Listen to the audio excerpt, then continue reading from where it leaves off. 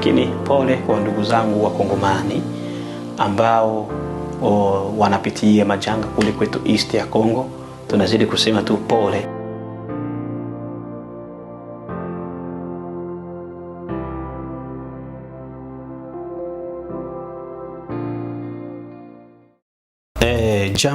Jambo wa ndugu wapendwa wote, anayeongea nanyi si mwingine ni Prophet Joel Eomba Mlondani kutoka hapa kwetu Australia. Na zidi kumshukuru Yesu Kristo kwa kupata muda mwingine wa kuwaleteeni watoto Yesu Kristo unabii ama ushuhuda kwa yale Yesu Kristo akiwa akinishuhudia juu ya makanisa ya uongo. Na ushuhuda huo utaenda kwa jina la kengele 7 za uamsho wa kanisa la Yesu Kristo.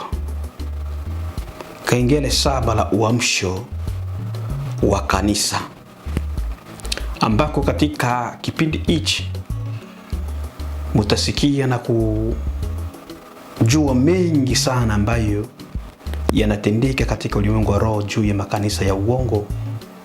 Kwa hiyo ni wasihi na niwaalike kuanzia next week, yani wiki inayokuja, tunaanza kurusha nabii hizo, na tunawakaribisheni kushare, kusubscribe, kulike, kucomment, na hata hivyo utazidi kubarikiwa na kujua mengi yanayotendeka katika makanisa.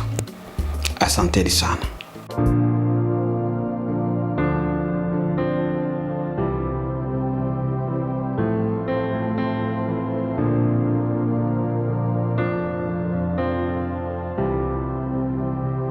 Lakini pole kwa ndugu zangu wa Kongomani ambao wanapitia majanga kule kwetu East ya Kongo. Tunazidi kusema tu pole.